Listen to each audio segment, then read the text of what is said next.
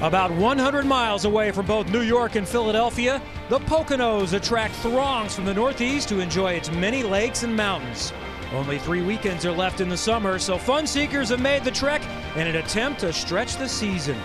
And today, 22 drivers have come here to Pocono Raceway for their own 500-mile drive. 4 races left in their season, and the road to the championship could face its toughest test today. Roger Penske has 4 drivers facing that challenge, with 2 drivers looking to win their first title and 2 others trying to recapture past glory. And Penske knows a thing or two about Pocono. His first driver, Mark Donohue, won the first race here almost a half-century ago in 1971. Penske's first win as an owner. 46 years and 193 IndyCar wins later, Penske now has another young American driver, Joseph Newgarden, leading the points for the first time in his career, 4 races away from a championship. But right behind him, 3 teammates, all within 52 points, each have their own reason to take the title away from Newgarden. There's only one driver in the field with multiple championships, and that's Scott Dixon. The 4-time champ would love to break up the Penskes at the top. But today, they will all start behind Japan's Takuma Sato, this year's Indy 500 winner, and on the pole for today's 500-mile race. Welcome to IndyCar Live, presented by Verizon, where we set the stage for today's round 14 of 17 for the IndyCar Championship. And it could not be any better. Remember, last year, rained out, had to race on Monday. The 2 NASCAR races were rained out here last year, but it is excellent today. We've had a great day and a great weekend, and we are in victory lane. This is where every driver is trying to get by the end of the day. We've had a couple of weekends off, but now it's going to be a sprint to the championship. IndyCar, including today, racing the next 3 weekends and 4 of the final 5 leading up to the championship in Sonoma. And this is the final super speedway race, one of 2 ovals remaining, and it's a 500-mile race today at Pocono Raceway. And the championship really couldn't be any tighter. In fact, it's the closest between the top 2 that we've seen since 2009. The top 3 separated by 8. That's the closest it's ever been in this format. Joseph Newgarden has vaulted to the championship lead for the first time in his career, and he got it done with wins in the last 2 events. Here we go! Green. Got a vibration on the front. 10-4, fits this lap. Now the leaders are hoping that it stays green in a lockup. We have a full course caution. Crash. Be the leader once it sorts out. Be smart with those guys in front of you there. Racing each other, maybe a little too hard. Get caught up in their mess. The championship is even tighter. Joseph Newgarden has won again on the streets of Toronto. Yeah, boys. How about that? Great car, great stop, good strategy. The Verizon IndyCar Series returns to the Mid-Ohio Sports Car Course. Field is yours, don't do anybody any favors. Make sure you got everything where you want it for the start. Just 5 to go in the championship, and it's green from Mid-Ohio. Newgarden. On a battle for the lead. Joseph Newgarden is going to get around his teammate. Newgarden gets by Will Power to take the lead in Mid-Ohio. 5.6 coming to the checker. Back-to-back in IndyCar, he will take the championship lead for the first time. Joseph Newgarden dominates in Mid-Ohio. Great job, boys. You're awesome. I love driving IndyCar. So Newgarden now on top, and the championship contenders are going to have some work to do today. Look at the starting positions for those in the championship. Newgarden beyond mid-pack. Helio Castroneves crashed yesterday in qualifying. He starts in the back. Dixon just beyond the midpoint. Some have a good starting position like Simon Pagenaud, and Takuma Sato on the pole, still in range in the championship. Well, we're going to bring in Townsend Bell and Paul Tracy a little bit early today. And let's start with Townsend with 2 of those championship contenders. In fact, the top 2. All right, I'm here with half of Team Penske. This is the half that has not won an IndyCar championship yet. Now, my producer said, Townsend, you take care of it. I think as a former non-champion, they figured I could relate to the plight a little bit. The feeling. Yesterday, though, Helio, I've never seen you so disappointed in an interview after the crash in qualifying. Was that the pain? Was that frustration? Or was that thinking about the championship and maybe the damage to the points possibilities today? Well, the combination of a lot of things. First, the Hitachi Chevy was really good in practice 1, and probably, again, we're still kind of like not understanding what happened, bottom out a little bit. But And I'm not worried about in terms of rule my chance, because this place 500 miles, you know, it happens before people start in the back, finish in the front. So in that conditions, I know I have the best team, I have the best car, I know what I can do. I did this in the past. So I'm really looking forward to a Hitachi Chevy good day, a car day, and I tell you what, man, I'm feeling great. That's a dangerous smile. That's a winner's smile. Now, Joseph, at Texas earlier this year, there was a restart. You went big, agro style, high on the outside. There was a full moon that night. We've got solar eclipse coming tomorrow. What can we look from you today? Yeah, I didn't take into account the kitty litter up high that night, so I probably didn't need to do that. But for sure, I'm hoping we can repeat again. It would be great to have another win. You know, we don't want to get too greedy. We've had a good year. It's been a little up and down. Elliot knows we've had a good year. So has he. He's had a great year. But I think for us at Team Penske, we always have the same motto. You know, we got to put one car in victory lane. We like to have all 4 cars there, but that's not possible. So if we get all cars 1, 2, 3, 4, we're going to be pretty happy. But I feel good about it. I think we have a great car with Fitzgerald this weekend. All right, well, let's head over to the other half of Team Penske Champions Circle with Paul Tracy. Well, I'm here with 2 guys that have won a championship for Roger Penske. I got Slick Willie P. and Simon Pagenaud. Will, a couple weeks ago, you were disappointed at Toronto. You said on the radio, look, we're out of it now, but you've rebounded really strong at Mid-Ohio. You came with a pole, solid second-place finish. You brought yourself back into the championship, and you're the defending champion here. So what do you think about today? Yeah, I mean, obviously a very long race. Car feels good. I think it's going to be tightly packed because a lot of people running a lot of downforce and drag. But man, I mean, still a long way to go in the championship. Still a lot of points on the table. It can switch so fast, as you saw with Newgarden, and it's going to do our best. Simon, you have been probably the most consistent driver throughout the whole year, but you haven't been able to get yourself to the points lead. But your finishes have been solid throughout the whole year, and you were ultra fast here last year as well, led a lot. So what do you think your chances are for today? I think we have a really good car. Very happy with the way the car's been behaving all weekend in traffic, in qualifying, and I think Chevrolet has really stepped up their game. So I think we have a good shot here. The Hondas are strong in this configuration, but I really think we have a good shot. So opposite to Will, I actually think this is one of the most important races of the year. Like he said, it can swing your way if you do really well here this weekend. So so much on the edge that anything could happen.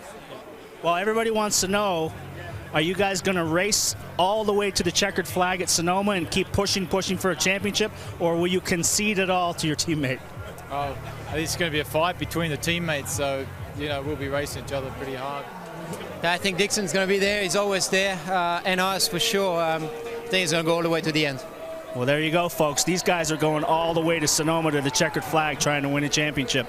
I like it, sending PT and Townsend out. Cub reporters getting right the scoop today, and appropriate that the former champion Paul Tracy talks with those who have won championships. That's what everybody's trying to get done. So that's certainly a story, but there are other stories this week in IndyCar, and really good news. The bad was this at Indianapolis in qualifying for Sebastian Bourdais, but somehow he's already been back in the car, tested at Mid-Ohio, and this week he was officially cleared by IndyCar, and we're hearing we might see him in the finale at Sonoma, maybe before, but that seems the most likely. Now, someone we will not see, certainly in the number 7 Schmidt-Peterson Motorsports car again this season, is Michaela Lotion. Announced this week that he will not return to that car, and Sebastian Saavedra will be in at least the next 2 weekends. And here this weekend, yesterday was very treacherous. First, in practice, Ed Carpenter with pretty significant damage. They couldn't get the car repaired in time to make it a tech, so he was unable to qualify. Ed Jones with more minor contact, and then a big one in qualifying. Elio Castroneves, he's okay. He'll start in the back, but it was in question for Ryan Hunter-Reay. After this massive shunt, he hit the wall a couple of times. Spent some time in the hospital last night. Sore knee, sore hip, but he's been cleared to drive, and Ryan Hunter-Reay is standing by with our Katie Hargett. And we also saw Sebastian Bourdais crash in that package. And Ryan, your hit was actually harder than Sebastian's, and we know where he is today. You had 137 G hit. What hurts today? Just the whole left side, the hip. You know, I'm a pretty big guy, so not much seat in there. You know, so it wasn't a lot of energy dissipation, and it's one of those situations where I'm very thankful that it wasn't anything more serious and that I could actually be at the racetrack today.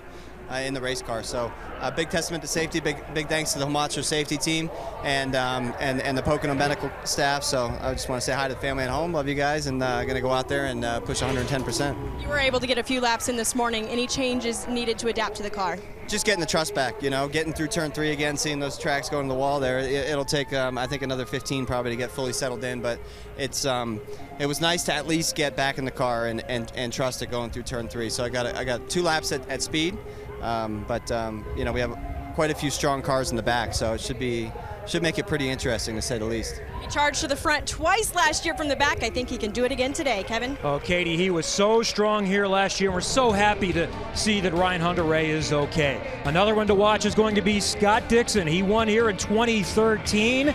He's a multi-time champ, and he's still in the mix. We're going to talk to him coming up in just a few minutes. You're watching IndyCar Live, brought to you by Verizon. Go inside IndyCar all season. Download IndyCar Mobile from Verizon. Well, Chip has a chance to win the Cup Championship and the IndyCar Championship. There's his top guy in IndyCar, Scott Dixon, who has led for much of this season and appeared to be in a little bit of control after his win at Road America about a month and a half ago, but the last 3 races have not gone to plan. Scott Dixon, the master, is going to take the checkered flag and win for the first time in Road America and the first time in 2017. Look at that, they touched. These are the things you got to be really careful about when you're dealing with your teammate and your championship leader. Dixon needs to hang on to this position. Oh! Will Power in the wall. Breaks his wing. Dixon has a flat left rear. That's Scott Dixon, he's wounded. It goes from bad to worse for Scott Dixon. Scott Dixon, he leads the points, but has had a very, very difficult day today. There's a problem on the left rear. Everything just seems to be wrong for Scott Dixon.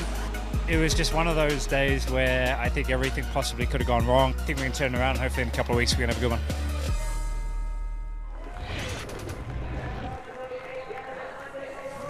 Scott Dixon making his way out here to driver intros. And the last thing you said in that interview after Mid-Ohio, you were looking forward to a reset here at Pocono. How's it gone? First time here with the Honda Aero kit. It's definitely been interesting. Not as smooth as we probably would have liked, but I think after having a good run from a couple of teammates there, especially with Charlie and TK, I think we're confident going into the race. But we'll have to see how it plays out. It's a long race here. Excited for NTT data, and hopefully we can have a clean run today. We have some highlights here of your win in 2013 showing that you started 17th. You can win this race from anywhere. Today it's 9th. How do you view your chances?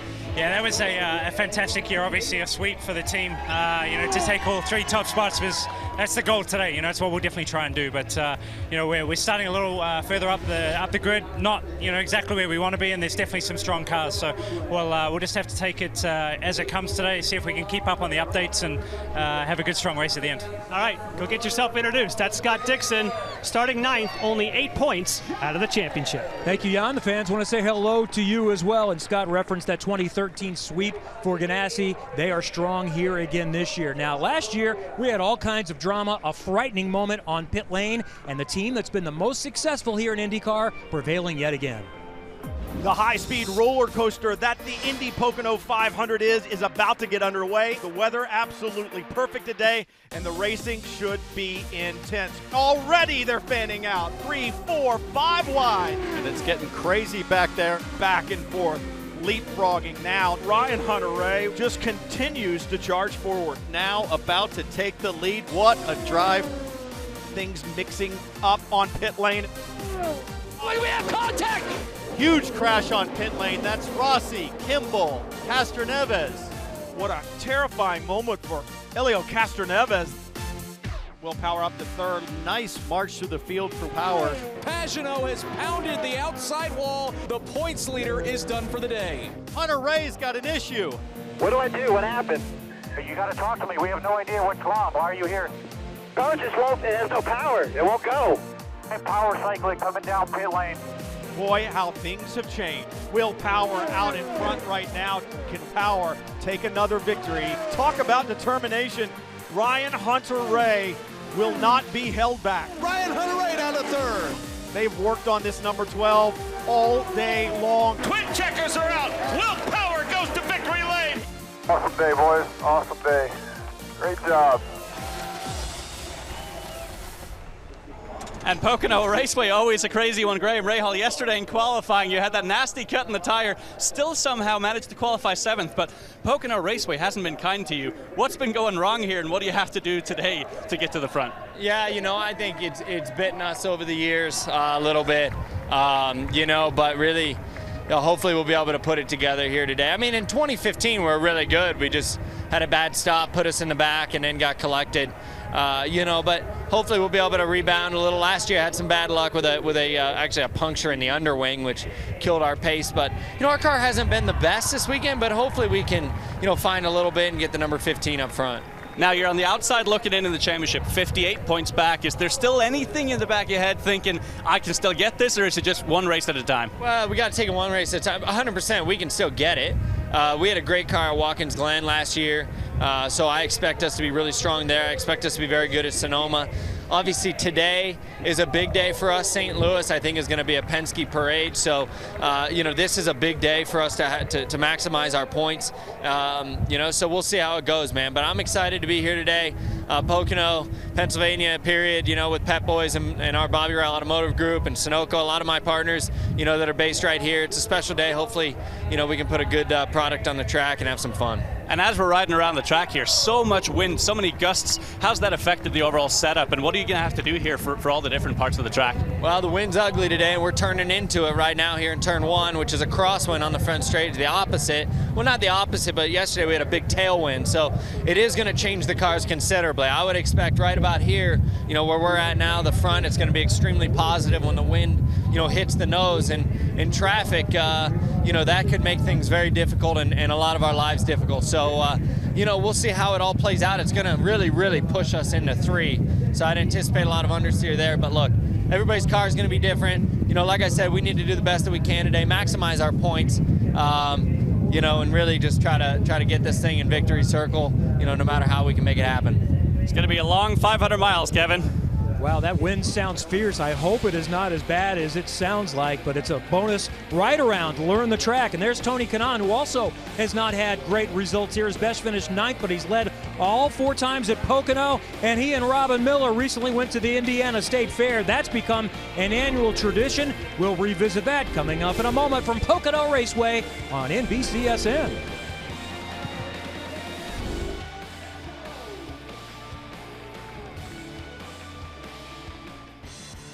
Pocono Raceway is the most unique place we go to. What has become one of my favorite racetracks, an oval unlike any other. 500 miles around that place will wear you out. It's very difficult to set up the car because of every corner is completely different. They call it the tricky triangle for a reason. You're constantly battling to try and reduce understeer in 1 and then fix a loose car in turn 3. And you got to trim it out to be fast enough to beat the competition. Pocono is the one oval where you get a benefit from trimming out. I love that. Puts it in the driver's hands. It's the one place on the schedule that is, I think, equally as sensitive to all of the little factors, whether it be a little bit of wind or a little bit of temperature or track temp or whatever. It's just like Indy from that perspective. It always presents its own unique challenges. Is different, and this might be the most unique oval, if you want to call it that, in IndyCar racing. Welcome back to Pocono Raceway, about 15 minutes from the command to start engine. And we've talked about the championship and how tight it is at the top. And note 7th in the championship, the pole sitter Takuma Sato picked up a much needed bonus point yesterday, but it took some big time bravery to stand on it. It's crunch time in qualifying at Pocono Raceway. Whoa! And now Ryan Hunter-Reay goes around. And he hits, two hits hit hard. inside. And when it lets go like that, this is not going to be fun. Nice to see him get out under his own power there. One more qualifier to go. That's his teammate Takuma Sato. We know he can go fast. We know he's got plenty of speed. And we know that he's not afraid to hang it out there. Takuma Sato is on a flyer. Can he hang on? Too hard. Tire. He didn't lift. No attack, no chance, folks. To the line. And you are P1. Nice job. Yes! Yes! Takuma Sato wins the pole. You just never know with this guy what you're going to get. It's go big or go home, and go big paid off today. it definitely paid off in qualifying. In fact, you can tell that this may be the slowest ride that Takuma Sato has around the track during this drive around, but the whole paddock is still buzzing over that clutch performance. Where does that rank for you as far as that kind of feeling that you have in the car in your racing career and getting that done yesterday? Wow, that was an amazing feeling. You know, obviously as a driver, you get the satisfaction. At the same time, it was so much appreciation from the teamwork, engineers and boys done super job. You know, number 26 car was flying, and you get opportunity in that. I just so appreciate. Now, we talked to Graham Rahal about this. Obviously, very windy out here at the moment in this drive around. How big of a concern today for the race? Usually oval is more effective for the crosswind, and particularly for this turn 3 is relatively flat. You know, basically they have no banking support. That means you get a kind of neutral to oversteer moment, and this heavy wind actually pushing off to the corner, so the front is the cars are taking off to the understeer, but yet you don't have a support from the banking, so cars are really lively, and you got to work really hard. Beside on that, turn 1 actually is not bad, very steady, and when you come around you usually get understeer, but because the headwind you push the front wing push down and get a nice wind. So I think a lot of overtaking happening actually today, turn 2 and turn 3. All right, very lively out here for the drive around as well, Kevin. And Takuma Sato is literally hanging on to his hat in the wind here. Well, we can ride along with Takuma thanks to IndyCar Mobile from Verizon today. He has our Verizon streaming cam. Go inside IndyCar all season. Well, the grid is getting really busy. They're gathering, just about ready to get going, and that's where we also find Robin Miller, who I'm not sure if it's Robin or Tony Kanaan, leads a group to the State Fair every summer. You know, Kevin, we always hear that race drivers are athletes. Well, you check Tony Kanaan, Connor Daly, and Anders Krohn out. You be the judge. Are these guys athletes? We made a big deal because the Indy 500 just had its 101st race. The Indiana State Fair has been going on 160 years. So 10 years ago, Anthony Kanaan, also known as TK, the 2013 Indy 500 winner, decided, what if we brought IndyCar drivers to the State Fair and watched all these physically fit men go berserk with deep-fried Twinkies and malts and milkshakes, all the things that are going to slow them down. You want a grilled cheese, brother? That's first. What's up? Oh, did you want something? We're going to the Midway to prove once and for all, most of these guys aren't athletes. They're good race drivers, but they're not athletes. Yeah, we play basketball. Absolutely. All right. If you score more points than she does, I'll give you $100. All right. Connor's shot has improved. Yes! Yeah! Now it's on to the football throw where Anders Krohn is going to shine. This man is married to Johnny Unitas' granddaughter. Is that true? It is true. It's 100% true. Let's go! Yes! Yes! He made one! Oh my God! He looks so surprised. I never saw that coming in a million years. She has it in her bloodlines. Watch this. Yes! This is the most impossible game on the Midway. So here's what you do. You act like that glass is Chip Ganassi. Shut up. He's got a good arm. No, I don't think so. Yeah! Yes, sir! How about look at that! I want a few break plays. We've been here for 10 years. We've never seen anybody break one. The story of my year. Act like one of these bottles or one of your old boyfriends that you hate. Yeah! Look at that! Look at that! Look out of nowhere!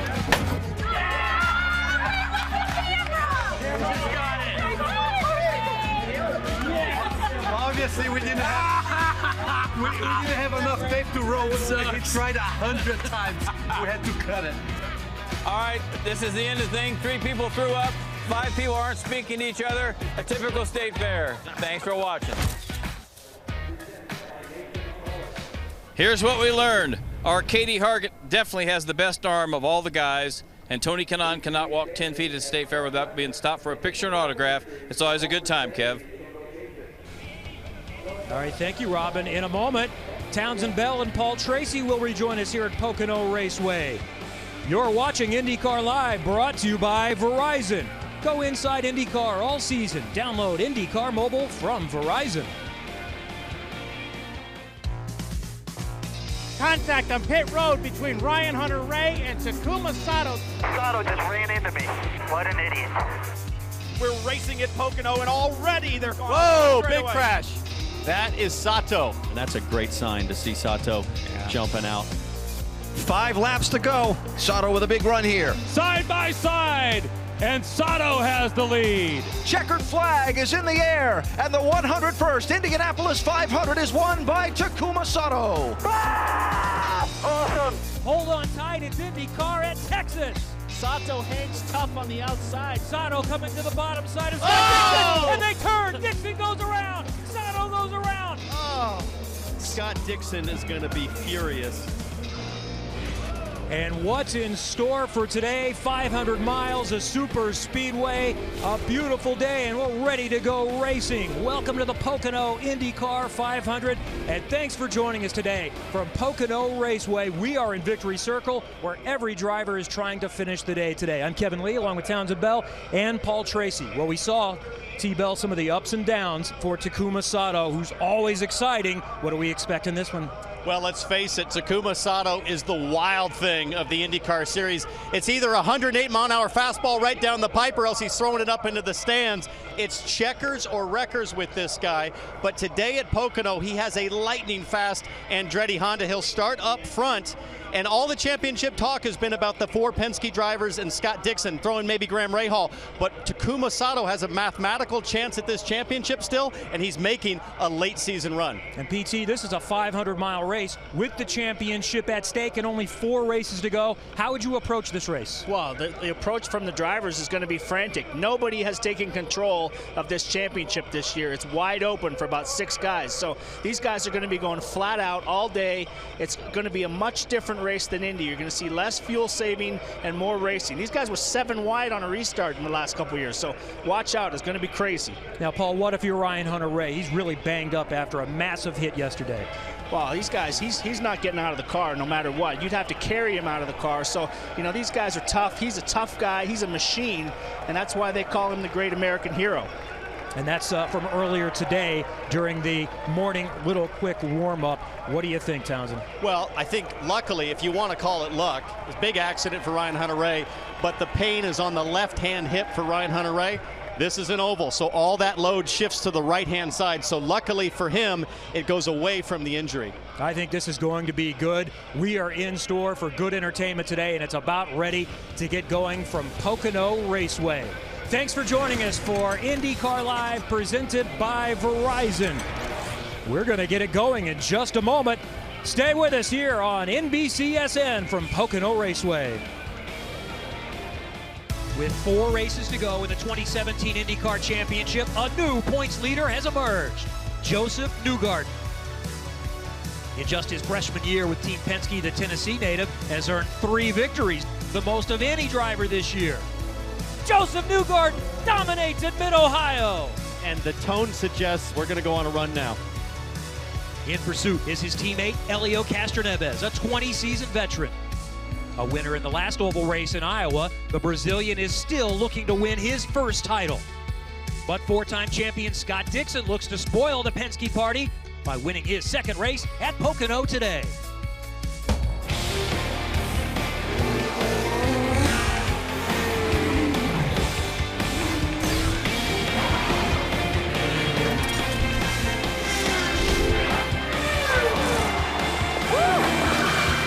So much, guys. We did it. It's crunch time in the IndyCar Championship. 4 to go, including this 500-mile race today. Welcome to the ABC Supply 500 from Pocono Raceway. We are nearly ready to get going today. So many storylines we've covered, and the final practice yesterday, Paul Tracy and Townsend Bell, might tell us a little bit about what we can expect in this race. Well, what I love is every driver I've talked to said they're not happy with their car. It's going to be a handful all day with the wind and the sun. That's why you shouldn't leave your couch for the next 3 hours. Well, it was a Penske Ganassi show yesterday in final practice, but watch out for these guys at Andretti. Words in motorsports. Here to give the command, please welcome Giovanni Petroli, managing partner of ABC Supply. Drivers, start your engines!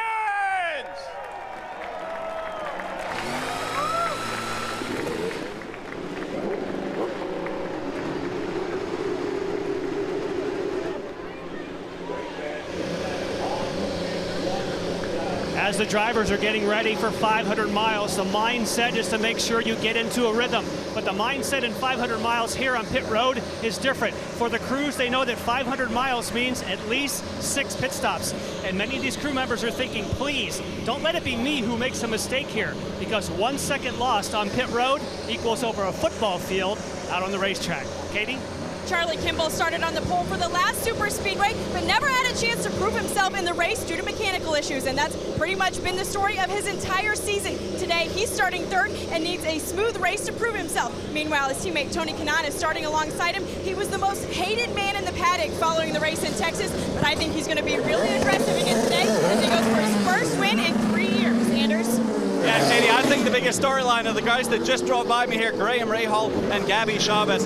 Graham Rahal going for his first win ever here at Pocono Raceway. Never done that before. And then Gabby Chavez has been so impressive this year with Harding Racing. They finished 9th at the Indy 500, then 5th at Texas Motor Speedway. What can they do here, Robin? A long time ago, only 4 or 5 years ago, Ed Carpenter was the man to beat on ovals. Everybody said it. It didn't matter that he was just an oval track specialist. He was the guy to beat. Well, he hadn't won a race since 2014. He led 5 laps at Indy this year. He started second. He's still got the speed, but it's been a long time since he's had a good result. He's only had 1 top 10 this year. It's really tough for a guy that's a car owner and a driver to separate himself on race day, and especially a place like this with a tricky triangle. He crashed yesterday. He starts last today, but guess what? Ryan Hunter-Reay went from 22nd to first last year, and Ed Carpenter is somebody to watch today because he will be moving forward. Kevin? And Robin, there are some legit contenders from the back. And when we talk about Pocono Raceway, you've been here just about every year, dating back to 1971. This track was built for IndyCar, Townsend, and as I mentioned, I think it's maybe the most unique oval, if you call it that we have. For sure. It starts in turn 1. Remember, Roger Ward designed this place. There's Mario Andretti. Roger Ward said, I want to build my dream racetrack.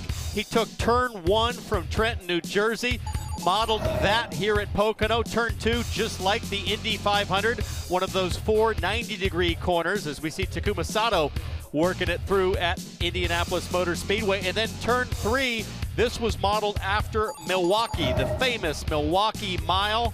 And that takes you back to the front straightaway with 6 degrees of banking. Now, let's talk about the front straightaway here at Pocono, because it's longer than anything else on the oval racing schedule. This thing stretches a full 3,740 feet. Indianapolis, 3,300 feet. And then this is what's really cool. 90 feet wide at Pocono, and this is what it can do for you. Look at this.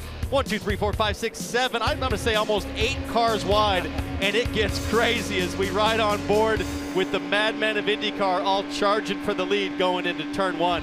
I love this place. Well, let's find out how they're going to line up, and talent is spread throughout, Paul.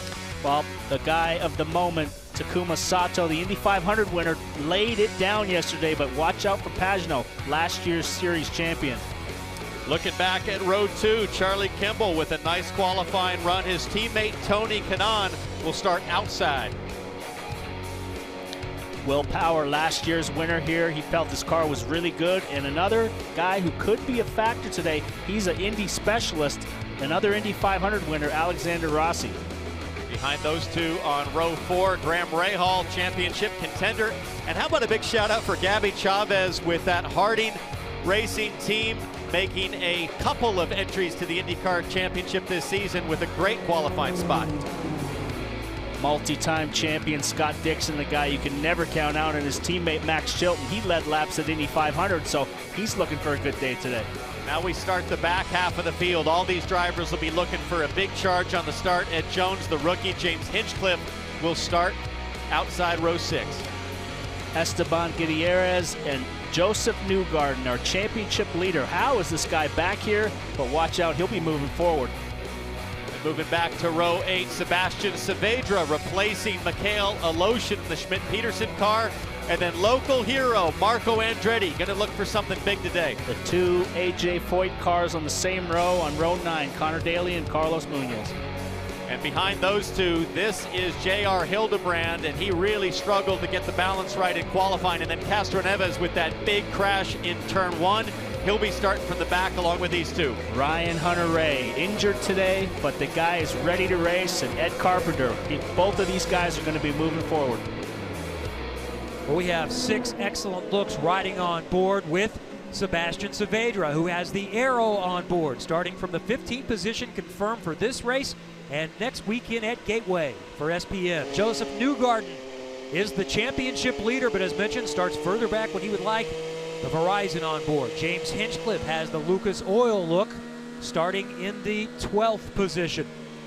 Graham Rahal has the Bobby Rahal Automotive Group on board today, starting 7th, still in the championship fight in 6th. And we want to watch Tony Kanaan at the start of this race, but he's got a good starting position in 4th, trying to get his first win in 3 years. And the pole sitter has the Verizon streaming on board. Takuma Sato. Go inside IndyCar all season. Download IndyCar Mobile from Verizon. Boys, how good is this one going to be? I think it's going to be sensational, and watch for everybody to adjust their cars as fast as they can from the get-go to try to get the balance in the window. Really, really fast guys at the back, and some guys at the front that could be questionable. There's going to be comers and goers. We're into the final 4 of the 2017 Verizon IndyCar Series Championship. 7 are still in the chase for the title. 500 miles from the tricky triangle. Here we go from Pocono. It's green. And they're 5 wide already, Townsend. Look at this. I'm going to say that's 7, Paul. It's crazy already. It's only 3 deep. Whoa, cars moving around. Rahal moved over onto Kanaan, pushed him out, but Sato gets through in front throw. He's in one of the many blue and white cars. Takuma Sato leads. Tony Kanaan has jumped through to 2nd, and they're still jockeying for position mid-pack. Well, I'm amazed we got through that first corner. They were fanned out 8, 9 wide, so they're still 3 wide. This is where it gets tricky. Wow, look at that. 3 wide through turn 2, the kink.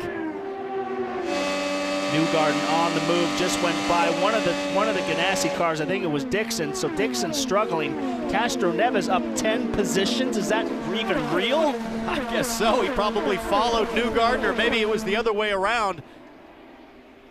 Elio from 20th to 10th in 1 lap. Look at Scott Dixon back there. He's going to the inside, side by side with Castroneves. Ooh, Castroneves had to check up big time. He got up into that light gray area of the track. Not much grip up there early. He's just back to life now, finding the momentum, and here comes Ryan Hunter-Reay. That's where he lost it last year, Castroneves. He got up a little bit high, and that car got away, and he crashed out early as Ryan Hunter-Reay backs out of that. He's being careful right now. He's got to get his legs under him. That didn't look super careful to me, Paul. Here he comes, looking up the inside of 3. He said it'd take 15 laps to get his confidence back. Try 1.5. Heavy crash in qualifying yesterday. He did get a lap just to simply check the systems today, but really back in the car for the first time, and Hunter-Reay trying to be on the move for the 2nd year in a row from the back. Tony Kanaan, Gabby Chavez down on the inside there. He's lost a bunch of positions. He was holding off that Foyt car. As that Foyt car goes around the outside, he's lost 7 positions in 1 lap. Talked to the Harding guys earlier. What they like about Gabby Chavez is he doesn't get too ruffled. He doesn't drive out himself. Look at this. Didn't I say that guy was coming forward? There's your Indy 500 champion. Goes past his teammate, the other Indy 500 champion. And remember, it was Alexander Rossi yesterday in qualifying who lead into Takuma Sato's car to give him tips on qualifying. So Rossi taking authority, taking the position. So look at Kanaan scooting away while we watch the action in the field. Tony Kanaan went to the front. Split screen on board with James Hinchcliffe and Joseph Newgarden. And Kanaan has now led all 5 races here. And he's led every super speedway race since the DW12 was introduced in 2012. Will Power's got a little run here on Sato. He was pretty up close there coming off turn 2. Let's see if he can keep tight here and get a nice draft down the front straightaway. Power in the silver and orange Verizon car. He's got a good run. Can he get there? That's Sato in front of him. We're on board with Sato, and Power makes the move. He gets to 3rd. And this is one of the things that Takuma Sato was somewhat concerned about. Obviously, fast pole position in qualifying that says, I think we have a bit too much downforce. You can see that Charlie Kimball towing up from behind because of that downforce. This they can change in the pit stop, but right now, Sato going backwards, too heavy on the car. And the problem for Sato is each position he loses, he also loses momentum at the corner exit, and it's a snowball effect. It's really hard to maintain position when you're getting past like that late into the corner. Newgarden on board here. He is up to 7th, so he's come from the back of the field and passed a ton of cars, so he's made a lot of go.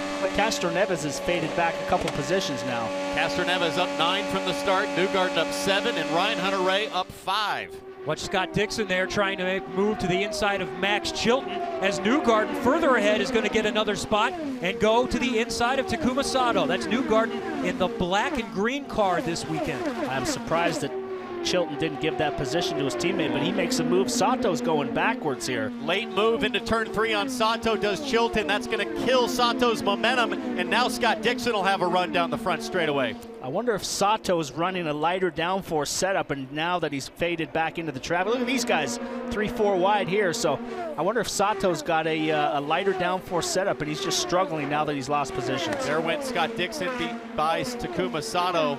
And these are the 2 coin cars sorting themselves out with Castroneves and Hinchcliffe.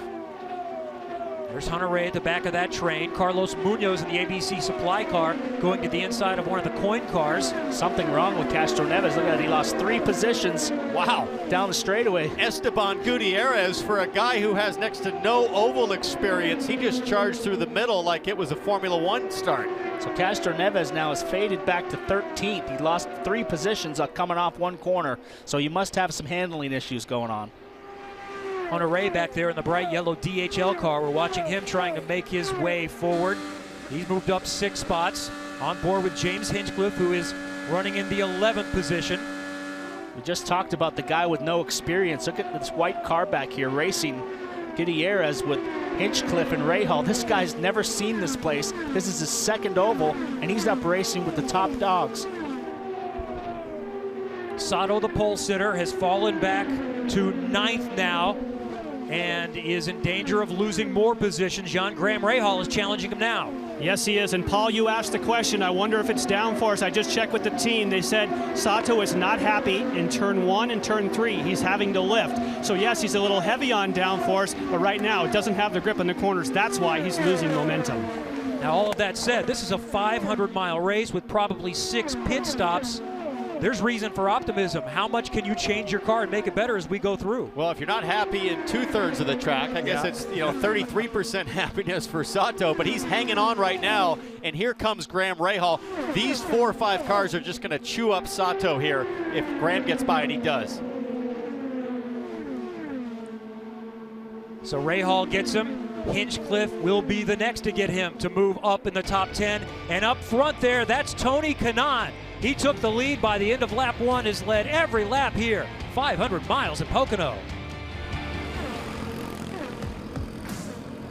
You're watching NBCSN's coverage of IndyCar, brought to you by United Rentals, official equipment rental services provider of IndyCar and proud sponsor of Graham Rahal. And by TireRack.com. Find, deliver, install smarter Tire Rack.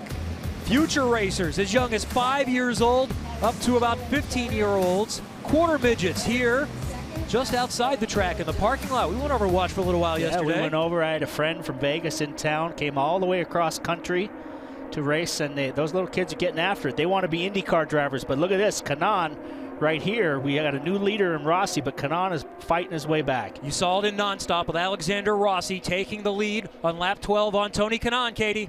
We just saw him take over the number 10 car, and just before he climbed in, he told me he feels like today is his best chance to win all season. That's because he feels like he has the exact same car as he did last year. That meant he could lead when he wanted to, he could follow when he wanted to, and it just so happened to be the exact same car that Ryan Hunter-Reay was running, and we saw him work his way up through the field twice. Anders?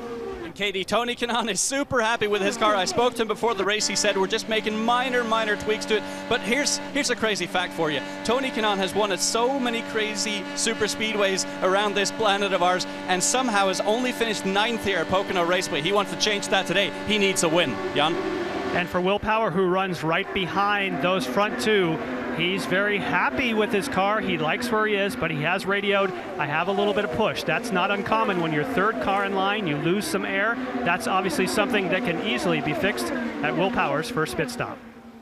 And up front, Alexander Rossi in the lead, and he has now led every 500-mile race he started. That's not many, but it's all 4. And what we got here is an 11-car train, and Castro Neves is kind of fallen off of this lead back draft. So these 11 cars are running pretty good speeds. Let's ride.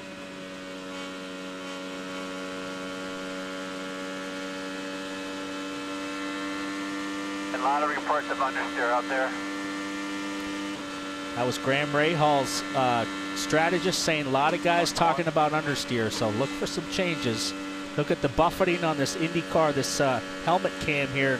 Graham Rahal's hand's pretty smooth. Doesn't look like he's got a lot of understeer, Townsend. Well, you have to be smooth. You have to respect the dirty air in front of you, in that if you get a little high, all of a sudden you can pick up clean air, and you can't put too much wheel into it if you're understeering, or else it'll bite you at the corner exit. You heard the radio communication saying a lot of people are struggling with understeer. That's because prior, Graham Rahal was saying, I have massive understeer. So that's a bit of his strategist, Rico Nault, kind of giving him some encouragement, saying, you're not the only one. We'll get this thing going. And now he's got a good draft going. A nice little run coming off the corner. He was pretty far back, but I think it's a little late to slide it in on Newgarden there. He got onto the limiter just as he popped out. I couldn't tell if that was in 6th gear or 5th gear. He might be running out of gearing in the toe. Back up front now with the leader, Alexander Rossi. Kanaan, Power, Kimball, Pagenaud the top 5. Dixon is 6th. Kanaan just got a nice 7th. Kanaan just got a nice run there. I don't think he's going to try to slide in at turn 3, but he sure is staying close. He might be just content right now to just make some fuel mileage, considering he led the first 12, 13 laps. I think the same can be said for Will Power, who runs behind this guy, Tony Kanaan. Let's listen here on the throttle. Copy. That's Chip Ganassi talking to Kanaan. Just listening to the breathe, and I think you're right, Paul. I think Kanaan's just going to want to get the better fuel mileage that'll come from sitting in the draft here. See if he pedals it as he drafts up on Alexander Rossi. Yeah, a little bit there, a little breathe. So that's a guy that's just saving fuel. That'll either allow you to run a lap longer or take less fuel on the pit stop if you pit at the same lap as Rossi. But remember, Kanaan started out leading, so they're probably at about the same fuel level remaining.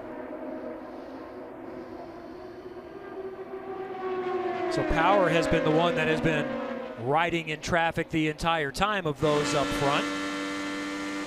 This is 1 lap ago. This is when Rahal nearly got Joseph Newgarden. Oh, and he did get him. So this was not what we saw. So this was just a lap ago. So Rahal did get that position, and Newgarden has fallen back to 10th position. Rahal up to 8th. Right now, we've got a little bit of a Honda parade. We've got only 3 Chevys, and they're the Penske's that are in the top 10. So the top 10 positions, it's mostly Hondas and 3 Chevys. You know, looking at the Penske, specifically Simon Pagenaud and Will Power, the front wing vibrates like crazy. I don't know if that's the Chevy body kit, but the Honda totally stable. But you see a big vibration, a big flutter, and I wonder if the drivers are feeling any of that back into the steering wheel. There you see it there. That's a great shot. It almost looks like a broken wing, but it's not. Will Power, his teammate, the exact same effect. It's almost the opposite of what we talked about a couple years ago last year, where we were talking about the Hondas always, the wings were flapping around and moving all over. But look at that wing right there, flapping up and down. So you don't see that from the Honda cars anymore. Now the Chevys have got it. And let's just look at a Honda, maybe of Rossi up front. We zoom in, there's Graham Rahal, nice and stable, no vibration, just a little bit. And note that the end fence on the Honda much, much smaller than the Chevy. When you have that big end fence out there, it's a lot of leverage on the front wing main plane. So just a subtle thing, but we've talked. Yes, it will. We talked coming into this race about the advantage Honda has on the super speedways. Gutierrez has a problem. He just pulled to the inside. He was running inside the top 10. He's 11th now, but he pulled down low. Looks like he might have a problem. There is Gutierrez. You saw it, Paul. Yeah, he pulled down to the inside. I don't know if he got a broken back wing.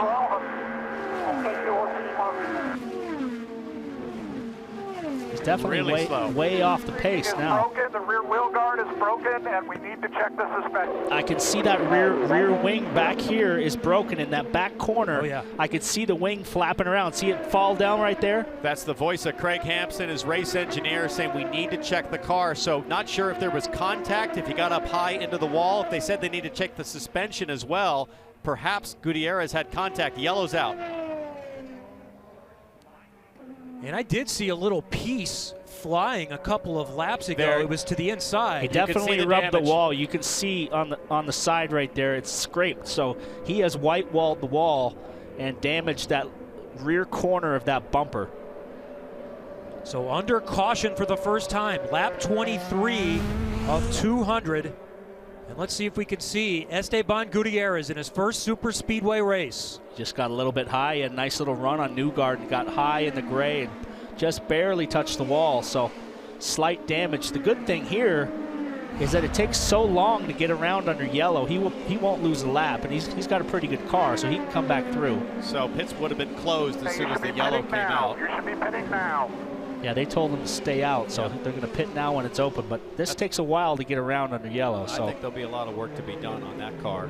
And, you know, that's a great example of a situation in oval racing, super speedway racing. You can't teach that by watching video. You can talk to the driver about the possibility, but you just have to, you almost have to make the mistake for the first time to learn it. Every driver in this field has done that at least once. So we're in the fuel window. They can go somewhere between 28 to 32 laps, plus you had the pace laps. We see some debris flying there on track. So I would think we're going to see everybody take this chance, come in here. The pits are now open. We are done. All right, just stay in there, Esteban, while they take a look at it, but we have a vent right here. That's Craig Hampson. It sounds like that they are done. So he's going to stay in the car for a moment. I believe that's what he said. We'll take a watch on that. He's going to stay in the car, though, because of the traffic that we're going to see in just a moment on pit lane, I believe. Alexander Rossi likely leading them down the field. Sarah Fisher in the pace car. It's Rossi, Kanaan, Power, Kimball, and Dixon. And here they come. And it's been smooth sailing so far for Tony Kanaan. He said to the team, no changes, please. I'm loving my car at the moment. They just need to execute a perfect stop here, 4 new tires, and they'll be on their way. Katie? And Alexander Rossi can put this car absolutely anywhere he wants. He can lead, he can follow the team out for changes. He said nothing. It's perfect, Jan. Will Power had a big lockup, and they're going for a quarter turn only, a front wing. There goes Rossi, but it looks like Will Power may pick up a position here with a good stop. He got one up to second. Rossi just barely beats Power out. So it's Rossi, Power, 1-2 coming out, then Kanaan. Here's the look again at the line. Alexander Rossi maintains the lead through the pit stops. Then we're going to see Will Power come through. Tony Kanaan is next. Dixon came right after, so Dixon had a really good stop. There's Dixon. So we'll have a restart coming up in just a moment. Everyone chasing the 2016 Indianapolis 500 winner, American Alexander Rossi. We're off and running at Pocono Raceway for the Indy Pocono 500. Our first caution. Esteban Gutierrez slapped the wall, and we've also had our first round of pit stops. Alexander Rossi came out in front with Will Power and Tony Kanaan. And look at Ryan Hunter-Reay. Heavy crash yesterday, and he's already worked his way up to 7th thanks to a lightning pit stop and great teamwork here, guys. Watching the 28 crew there in yellow, right in the middle of the strain, and it seems like these guys just get jacked up for a challenge. They worked so hard to get Ryan Hunter-Reay's backup car built up, and look how he delivers here. Whoa! 4, 5, 6 crosses the line and picks up a bunch of positions. Great job. And that's the advantage of this very wide pit lane. He got out and went all the way to the outside to clear himself. Meanwhile, we mentioned the cause for the caution. Katie is with Esteban Gutierrez. And he said he was going to use this very first super speedway race as a learning curve, but you were pretty racy out there, Esteban. But what happened when you made contact with the wall? Yeah, it was really, really fun. Good racing out there, but yeah, I mean, as you said, I mean, this is all experience. Unfortunately, at that point, I was going very strong. I came into turn 3. It was pretty. I had a lot of space to the guys in front, but they started to drop in the middle of the corner. And as I started to catch them, I started to have massive understeer, and I couldn't save it. And I just tried to reduce the impact, and that's all I could do. I did my best.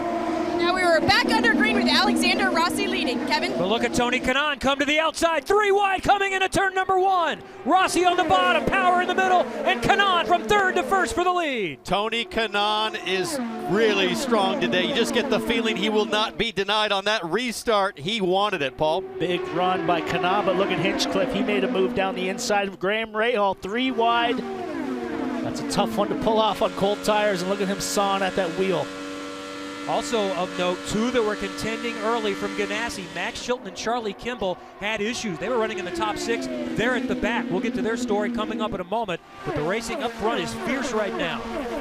Well, you've heard the term liquid courage. This is rubber courage, fresh tires for all these guys, and that allows you to take big, bold moves on parts of the racetrack you just can't use on old tires. And look at this, Rossi. Coming back on Hinch. Coming back on Hinch. Hinch made a really big restart, but these guys, whoa, these guys are getting tight. Looks like Texas all over again. Oh boy. Hinchcliffe not giving it up. Some momentum from the high side. Look at Rahal coming now. He's going to have a chance at Rossi from behind. Oh, he's going to pop out here and make a move. Rahal in the red car. Rossi protects. That's a tight pass to pull off. He protected, faded the inside, but Rahal slides it through. Rossi going backwards. The white and black car behind there is Simon Pagenaud, last year's champion, running in 7th. He's one of the 4 within 17 points of each other in the championship. And here's Joseph Newgarden right behind his teammate running in 8th. Making a front bar adjustment. Newgarden softening up the roll rate on the front of the car. Helps get a little bit of grip in the turbulent air. Tell you, the guy we haven't talked about is the guy right here challenging for the lead, Dixon, to the lead. He came out in 4th. Now he's the leader. Kanaan pulls over and lets him go by. So that's that team tactic we've been talking about, Penske versus Ganassi. And look at Hinchcliffe to the inside of Power for 3rd place. Wow. Very late into turn 2. That's going to allow Graham Rahal to make a move on Power. Power now under attack. Oh, he tucked it in there tight. I don't know if his spotter told him he was clear, but Rossi gets a big draft down the front straightaway. This is a 500-mile race. I'll tell you what, if somebody jams you up in turn 3, you are just a sitting duck down this long front straightaway at Pocono. Now, Hunter Ray and his teammate Marco Andretti. Marco Andretti, he was at the back of the pack on the first stint. Now he's right at the front. Told you guys on the pre-race, these guys are going to be frantic all day. These guys are racing like it's the last stint of a 500-mile race. Marco also picked up about 6 spots on that pit stop. There's J.R. Hildebrand, the green Fuzzy's car going to the inside of Ryan Hunter-Ray. Meanwhile, up front, it's still Scott Dixon leading his teammate, Tony Kanaan. No stage racing needed here in IndyCar. Look at these guys fanned out 220 miles an hour. All 4 of the Ganassi cars are hooked up, but 2 of them are in the back now. Charlie Kimball and Max Chilton after they made extra stops during that yellow flag sequence. Here's our pole sitter, Takuma Sato, who now runs back in 17th position. Will Power, he was solid at the beginning of the race, just sitting in 3rd place. He is hanging on right now as Simon Pagenaud goes by. Throwing the block. Will Power is on Pagenaud, forcing Pagenaud around the outside. That's a smart move from Will Power. That allows you to not get checked up at the exit of the corner by forcing the faster car to make the more difficult and longer pass around the outside. Here comes Rossi on Rahal.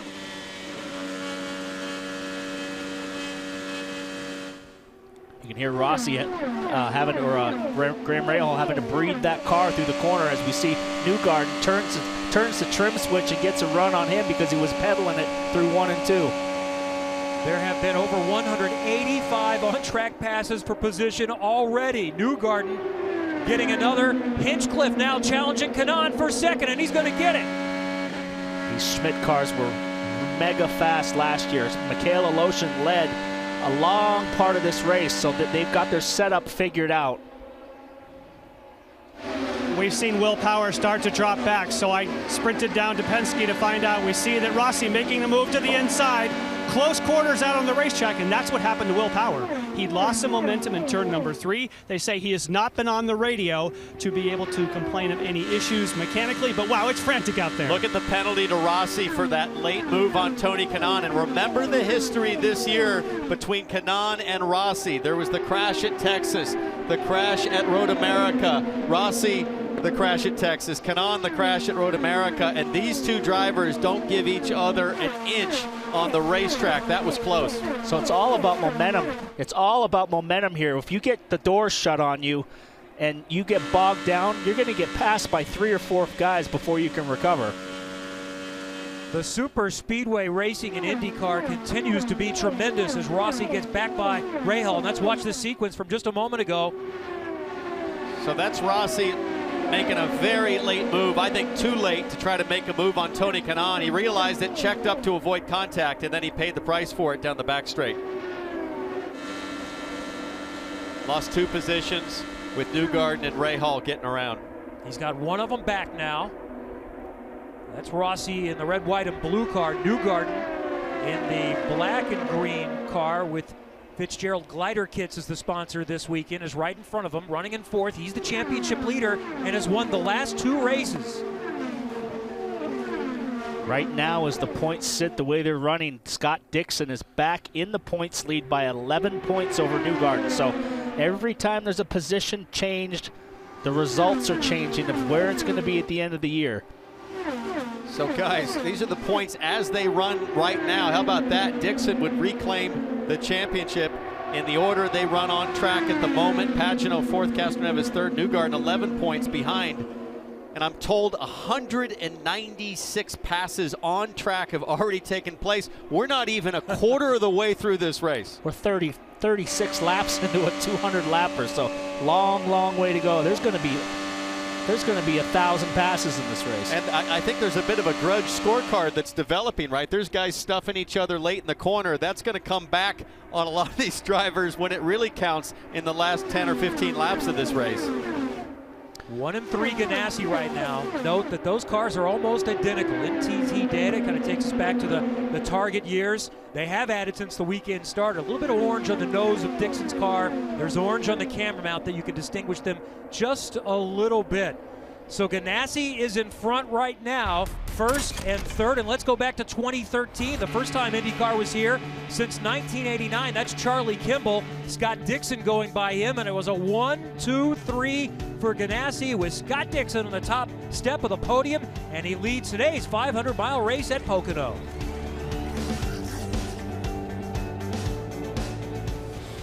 Welcome back to the ABC Supply 500 on NBCSN from Pocono Raceway with Paul Tracy, Townsend Bell, Katie Hargett, Jan Beekes, Anders Krohn, and Robin Miller.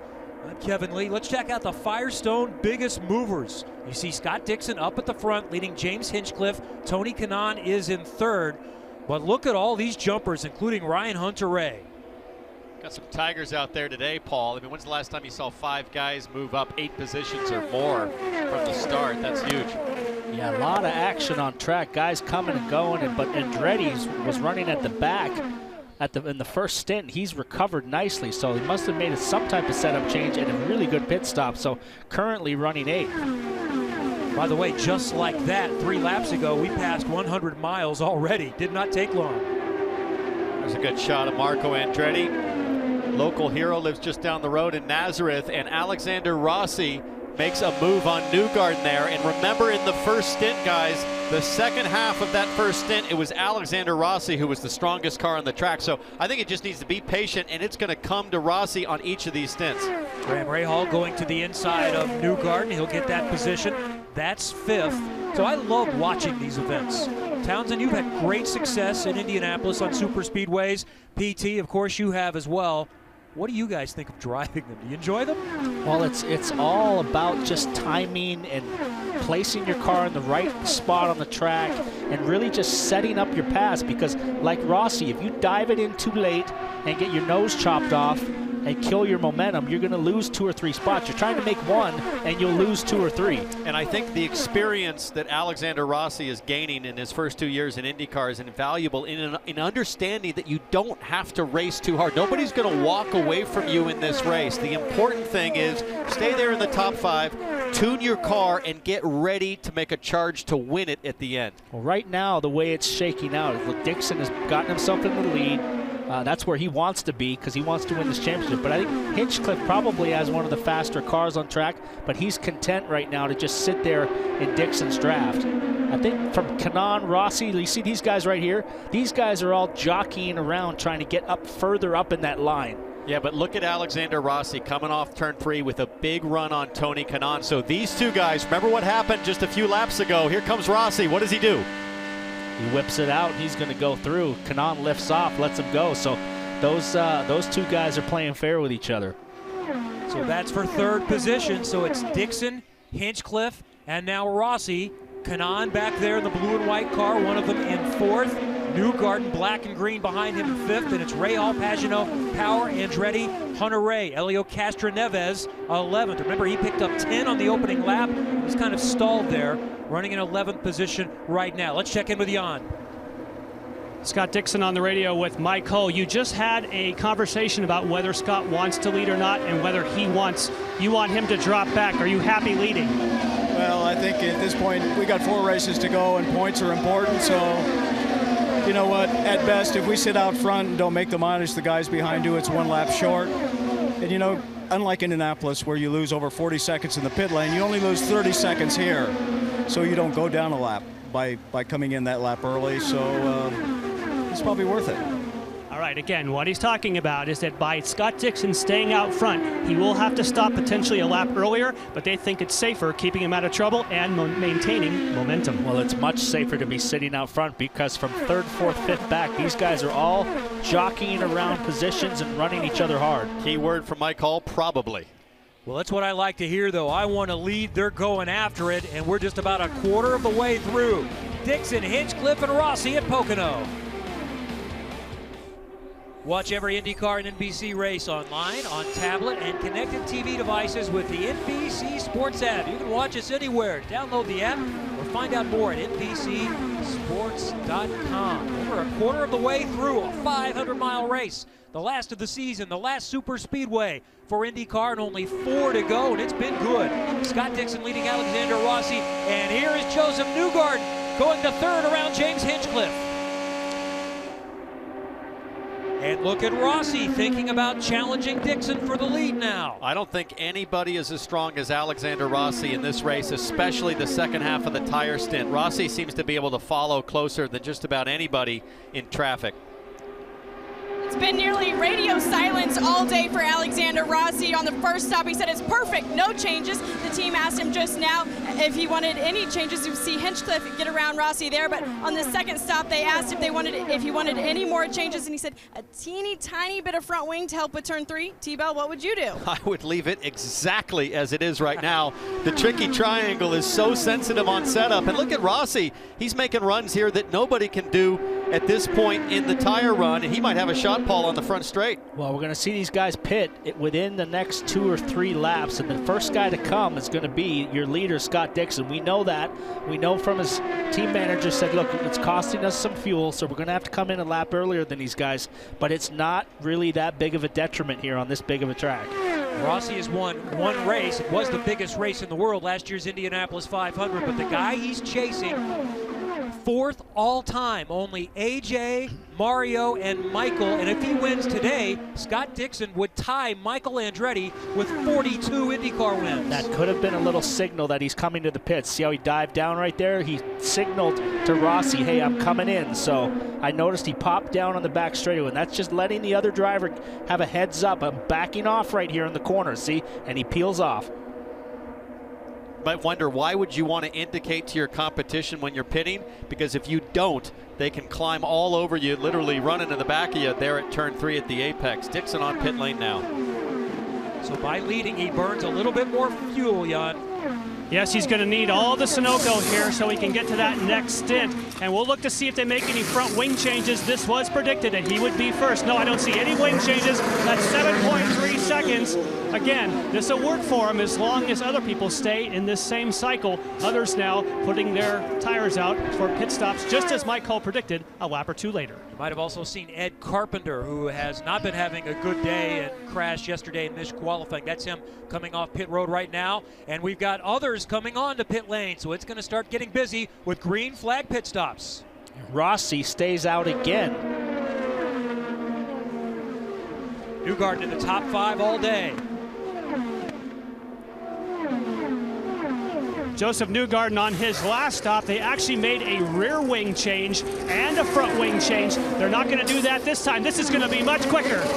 Katie, that was 7.2. And it was a terrible first stop for Simon Pagenaud. They didn't get the changes they wanted. This time he needs some help with turn 1, so they added some front wing. We also saw Gabby Chavez and Carlos Munoz make stops there. The rest of these guys are all coming in now, so you got a whole big pack of cars. So could have been a little advantage. Lockups coming in, but maybe a little advantage for Dixon to just have a nice clean pit. You can do your own thing, but look at how busy this pit is. Tony Kanaan's been complaining of understeer, so they're going to add a turn of front wing. Otherwise, he's happy with the car. That's why he fell a little bit back in that previous stint. There you see it, adding a wing. Katie? It's been nearly a picture-perfect day for Alexander Rossi. As you see him pull out of his pit box, just a little bit of front wing for turn 3. Jan? Graham Rahal just leaving the pit box. That was 9.1 seconds, so not an ultra-fast stop. But here comes Sato. That's a much faster stop for Sato, but Rahal took a half a turn of front wing. That'll certainly help him. And watch this race. Scott Dixon coming around on track. We saw Rossi come back. How will they blend together? Rossi on the cold tires, on board now with Joseph Newgarden, flying by James Hinchcliffe. Well, we've seen from the first stop, Dixon back in the lead, so it didn't cost them anything to go 2 laps shorter than Rossi on that fuel stint. Will Power again locks up on the way into his box. We're looking to see if Castro Neves is going to take an opportunity to stop as well. No changes up front, but they waited for all the last for the Sunoco. 7.6 for Will Power. Where does Will Power blend out? Here comes the field down the front straightaway. That's Dixon leading. Elio coming off pit lane as well. Power's going to blend up maybe right near Tony Kanaan. He's going to end up back by Rahal once they get around the corner. So I think he's lost some positions by sliding wide. Side by side with Tony Kanaan. That's Will Power. So Will Power on fresh tires, working it up to speed. Now, J.R. Hildebrand has not made his second pit stop, so he's the leader for the moment, but he's going to give up that spot. He is now set to head down the pit lane. In fact, he is on pit lane right now. It's amazing how fast these cars get back up to speed. And this will give you a really good view for how Hildebrand will fall back to his natural running position by staying out. About 6-7 positions there. Hinchcliffe gets Newgarden for another position as they continue to go back and forth all the way through the field, and especially up at the front. After pit stop number 2, it's Scott Dixon, Alexander Rossi, James Hinchcliffe, and Joseph Newgarden, and Tony Kanaan. That's exactly as they ran right before the green flag sequence. And talking about how they run right now, Alexander Rossi has now worked himself mathematically into the championship hunt. As they run right now, Rossi would be 7th in points ahead of his teammate Takuma Sato. And this guy's making a really strong late season run. You never know what's possible as we go down the stretch. Well, Dixon right now is still content to lead, but having gone 2 laps less than Rossi, if he continues to lead, Jan, this could be a potentially coming in 4 laps short. Yes, I agree, Paul. I would if I was in Scott Dixon's case. And remember, the call came on the radio originally from Scott saying, hey, Mike, you want me to drop back into traffic? Because he knows that, I really don't want to be out here burning this kind of fuel. Let's see if now as Rossi challenges, if that's by design or just by speed. Oh, I think that was by design. That was too easy of a pass. So I think he backed it off, and he's going to now sit on him. I don't think they can afford to lose that many laps on the stint. Rossi just looks unstoppable right now. Passing at will. He hit a bird or something. He hit something on track. There's feathers or something. Looks like a streamer. Yeah. Almost like you would have on the end of a stick or something, like a pom-pom. I think it's gone. It's on the right side of the car. Maybe we'll get an angle of it here, but it looks like it's gone now. But there was something stuck in the front suspension. But if that goes into the right side radiator inlet, that could really drive up the engine temperatures. Third time today, Alexander Rossi has led. He's led 19 laps. Scott Dixon, running in second, has led 25 laps. Kanaan and Power have also led, and Hildebrand led a couple of laps staying out later. We see here something flapping around right there, right in front of the radiator inlet. And like Townsend said, if that ends up getting sucked in there, you will immediately run into cooling problems. It's like the Stars and Stripes bandana you were wearing on your head a few minutes ago, Paul. I wore that in Sturgis for a week. Rossi's got Stars and Stripes on his car this weekend with a salute to the troops, helping them find jobs with their paint scheme. Alexander Rossi out front. He's led 500-mile races before. He's won the biggest 500-mile race in the world 2 years ago at the Indianapolis 500. Can he take another 500-miler today at Pocono? Rossi, Dixon, Hinchcliffe, Kanaan, and Newgarden. Stay with us.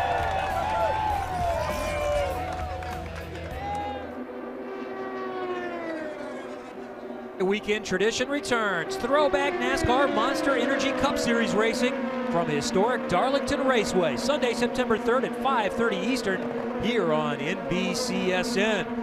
Big development off sequence. Jan Will Power is rolling down the pit lane. Yes, first there was a radio report saying that he might have a tire going down, but then there was a response that he might have a broken front wing. So we're checking the front wing, and they're going to change it. So it could be both, but they're making sure that they get this done now. On a super speedway, this front wing has a tether. They'll have to reach inside. That's for safety purposes. It makes the stop that much longer.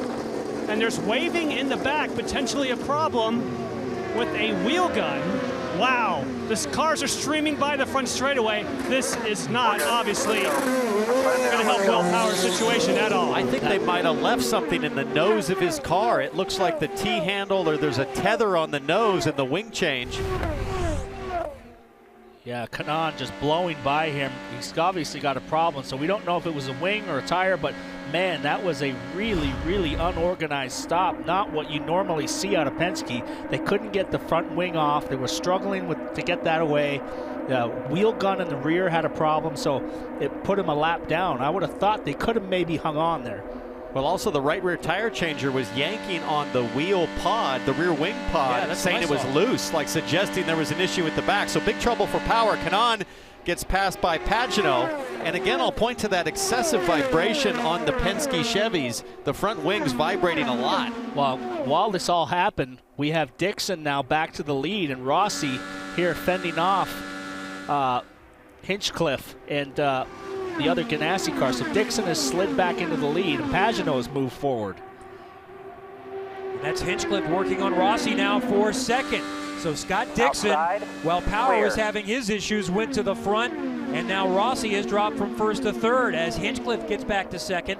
That's Pagano back there in fourth. Kanaan runs in fifth, and Marco Andretti has worked his way up to sixth. He had almost fallen to last at the drop of the green flag, and look at he and Kanaan going at it. The first blue and white car in that battle is Kanaan, then it's Marco Andretti working on fifth place. Tony gave him the old Pruitt fade right there. You see, as we see Marco here made a move on Joseph Newgarden. Joseph's been going backwards. He's got 3 Penske cars there. He's sliding by with his Andretti car, so he just made a move on Kanaan, and Kanaan faded over on him as well. So I mentioned how fortunes can change in a 500-mile race. That first stint, Marco Andretti was in big trouble. They obviously made changes at the first stop. They picked up some spots on the stop, and now he is passing the fast guys and into the top 6. Wow. Look at Ryan Hunter-Reay in the yellow and red DHL car coming to the inside of Max Chilton, who had the early problem, but Chilton is a lap down. Remember, at our last super speedway, Tony Kanaan was not very popular on the racetrack. Always aggressive. Marco Andretti's going to try his best to make another move as Rahal has a nice run down the back straight. Hunter-Reay in front. Actually, that is Chilton. Inside clear. 3, fell back. So Rahal goes to Chilton's inside. Again, a lapped car. I've been wondering what happened to Max Chilton. He was running in the top 5 early in the race. Anders, what do you know? And the reason why he was in the pit for such a long time and actually came back into the pits is he has an issue with a wastegate for the turbo. They had to take the side pod off, as we see a huge battle in the back here of the pack. But yeah, huge issue with the wastegate. But he just came on the radio and said, guys, we can still get this. Katie? We also wondered why Charlie Kimball dropped back through the field. That's because on the last stop, the team actually dropped the car before the right rear tire changer was finished changing that tire. So they sent him out, brought him back in because they knew they were going to have to anyway, and made a downforce change. Charlie Kimball is now very unhappy with that car. I tell you what, I got to give a shout out to IndyCar. They've mandated an aero package here to run. And I tell you what, it's not a pack race, but this is great racing. The guys are racy. They can get back and forth. Look at these guys snaking around on the front straightaway. This is really, really good, hard racing. There's Charlie Kimball there. He is in 11th, and he is still on the lead lap and on board with Joseph Newgarden, who has fallen back to 10th position. Paul, I agree with you on the aero package. I think the other thing that's really cool today is it's tricky to get the setup right at Pocono. It's a narrow window. What that yields is you see a lot of guys struggle on the first stint, but make a few small changes, and all of a sudden they're right back in it. So a lot to play out here over the next 125 laps. Carlos Munoz having a decent day, running in 12th position. He's been great on these super speedways when he was with Andretti Autosport, but it's all new this year as Foyt adjusts this year to the Chevy power after they had been running Honda. Will Power, you see there at the tail end of the field just passing, but he's a lap down, so now he's got to come all the way through these guys and then come all the way back around. So he is going to need a yellow, and we've only had one so far, which was a very, very minor incident. Could have been questionable even if they went to yellow for it. Scott Dixon, James Hinchcliffe, Alexander Rossi. That's the top three. Then you see Simon Pagenaud and Tony Kanaan. Great stuff. Stay with us here for 500 miles at Pocono.